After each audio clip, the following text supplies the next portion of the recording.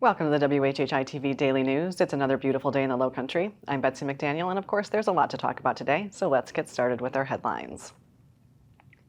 Regarding a controversial subject that is not going away anytime soon, Governor McMaster has signed into law a bill that will ban gender-affirming care treatments for those under 18. The bill says a doctor or mental health provider cannot knowingly provide gender transition procedures to a minor. LGBTQ leaders say the law will make it harder for transgender youth and adults to access the life-saving health care they need, and they say the rights of parents of trans minors are also being denied by the new law.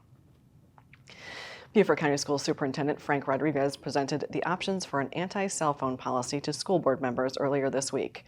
One of those options would be to prohibit cell phones during class time, which could still allow them to be used in hallways or between classes. Some board members say it's not a question of if, but when schools will be phone-free. The state budget might help the school board to make that decision soon. The state version of the state budget would bar some state school funding if there's no ban of phones by schools, but that budget is still under negotiation, so that could still change. Florida already has a law requiring a ban on cell phone use during class time and blocks social media access on school Wi-Fi. The landmark Talmadge Bridge has survived several efforts to change its name, but as we first told you last week, the bridge itself could become history if the Georgia Department of Transportation picks either of its two favorite options for dealing with the fact that the bridge will be too short for tall ships to get to the Georgia Ports facility upstream. GDOT is already planning to replace the cables on the current bridge with shorter ones that will actually raise the bridge's height a couple of feet. But eventually the state would like to replace the bridge altogether, either by a brand new span or a tunnel under the Savannah River. GDOT is still taking public comment on the proposals until the end of June.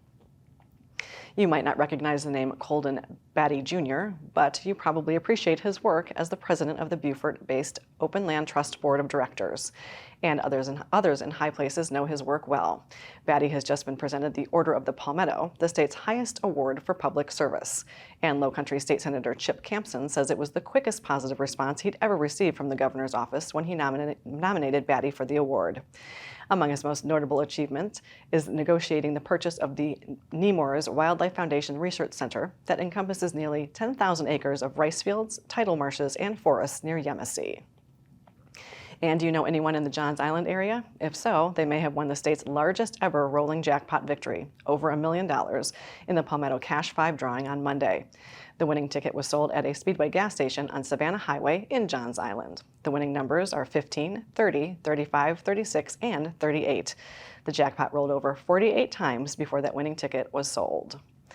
The media sources on your screen will have more on these and other stories, and we would love for you to like us on Facebook and follow us on Instagram at WHHI-TV.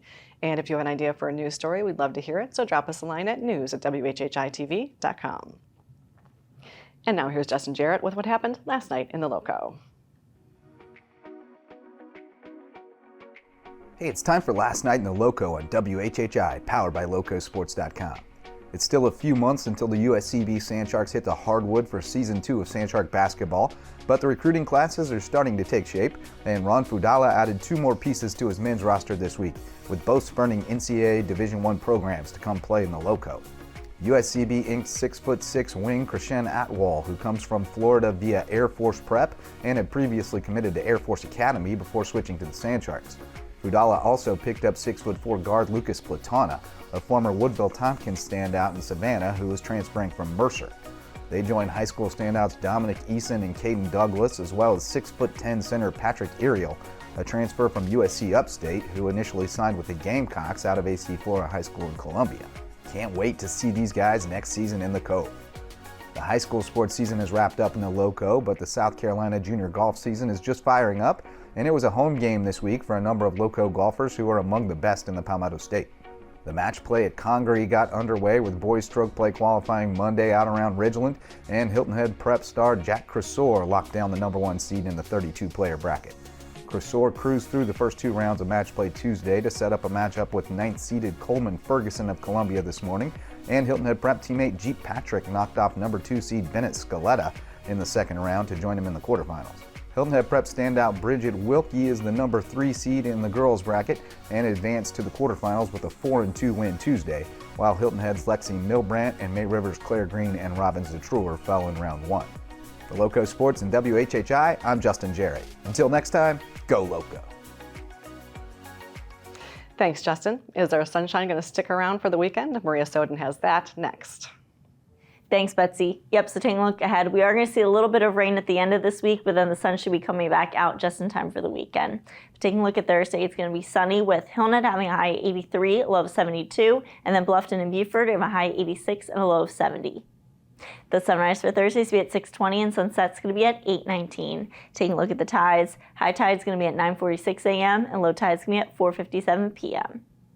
Taking a look into the rest of the weekend and into the weekend, Friday's going to be sunny to partly cloudy in the morning. Then we are going to see thunder showers starting in the afternoon and continuing into the evening. Highs will be in the upper 80s, lows in the 70s.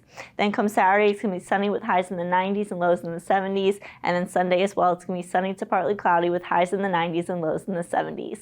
That's it for today. Let's head back to the desk. Coming up after a quick break, we're going to find out about one of our schools winning the state's highest award, a family fun day with pockets full of sunshine, and some tips to make your golf game a little bit better. Stay with us.